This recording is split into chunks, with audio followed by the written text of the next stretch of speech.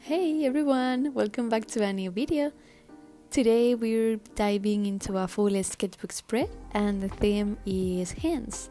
Yep, the whole page is going to be dedicated to drawing hands in different poses and angles.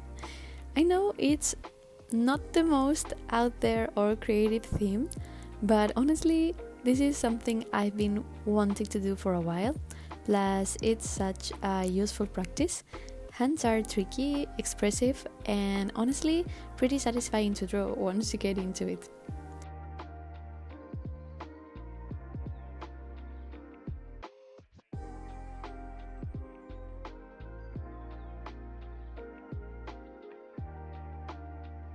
I've also been feeling a little stuck creatively this week. Last week I had so many ideas passing around. I was trying out new things, sketching a lot, and feeling inspired. But this week, not so much, and that's okay. Creative blocks happen to all of us.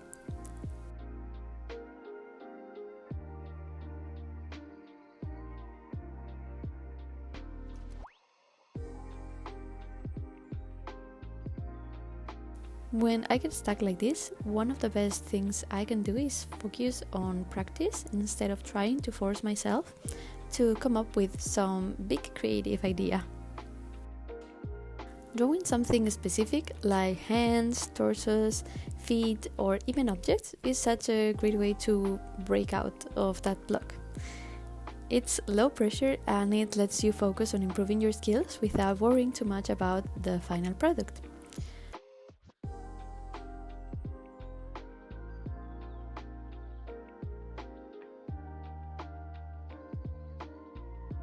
For today's spread, I'll be using a mix of references, some from Pinterest and maybe even my own hands. Honestly, I'm a huge fan of using references. I think it's such an underrated tool.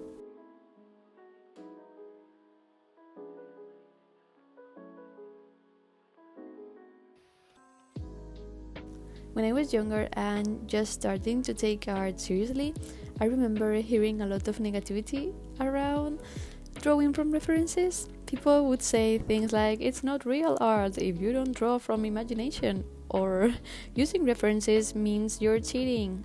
And honestly, that's such a nonsense. Using references isn't cheating, it's learning. How else are we supposed to understand how things look and work in real life?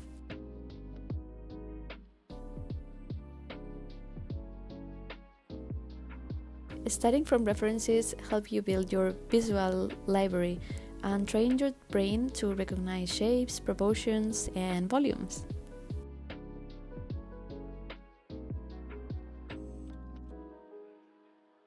Every artist I admire uses references, and it's such an important part of the process, especially when you're practicing anatomy.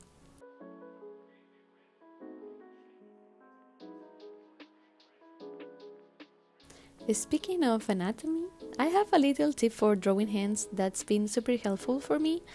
Simplify them into basic shapes. For the palm, I use a square or trapezoid. It's like a base that helps you figure out the perspective and angle. And for the fingers, I use tubes because it's so much easier to visualize how they bend and overlap.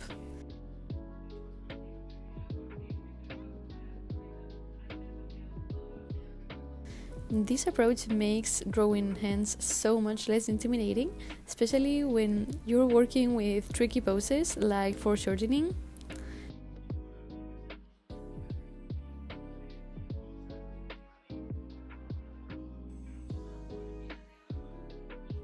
Now, let's talk about the materials I'm using for this spread. I love mixing different mediums in my sketchbook. It makes the page so much more vibrant and fun. For this spread, I'm using color pencils and watercolors. The color pencils are Faber-Castells, which are super reliable for everyday sketching. They are not the fanciest pencils out there, but the colors are great and they work perfectly for this kind of practice. The watercolors I'm using are from Rembrandt, and I've had them forever, since I was like 16 actually. They're super pigmented and have lasted me for years. The only downside is that I've completely run out of the pink shade, which was one of my favorites. I tried to replace it recently, but I couldn't find the exact same one, so the hunt continues.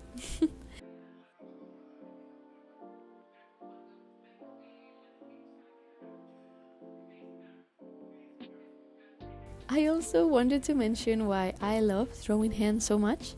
Hands are such an expressive part of the body. In animation, they say that hands can convey just as much emotions as a character's face, and I think that's so true. Whether it's the way fingers curl, the tension on the fist, or the elegance of an outstretched hand, there's so much personality and storytelling in hands. That's why I think they are worth practicing, even if they are challenging.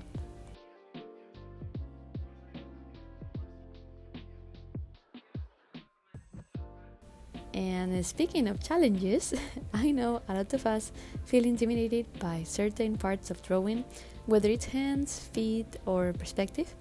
But honestly, the best way to improve is to dive in and practice.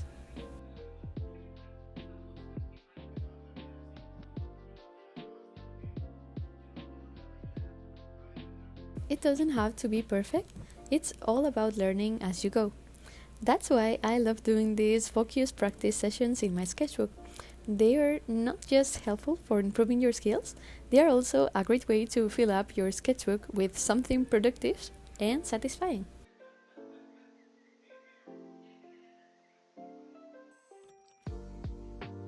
Also, can we talk about Pinterest for a second? I know Pinterest has its issues, especially with all the AI generated content that's been popping up lately. But if you've created your feed well, it's such an amazing resource for finding references.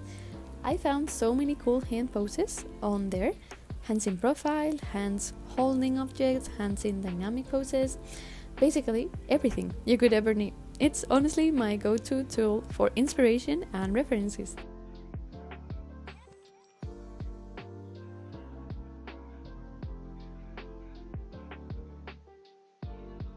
Anyway, that's pretty much it for today's video. I hope this encourages you to try out some anatomy practice in your own sketchbooks, whether it's hands, feet, or any other part of the body. These kinds of exercises are such a great way to learn and grow as an artist. And don't stress about being perfect. It's all about having fun and improving little by little. Thanks so much for watching, and don't forget to like and comment and subscribe if you enjoyed the video. Oh, and if you're not following me on Instagram or TikTok yet, make sure to check those too. I post updates and behind the scenes stuff there, well, whenever I can. Alright, that's it for me. See you in the next video. Bye!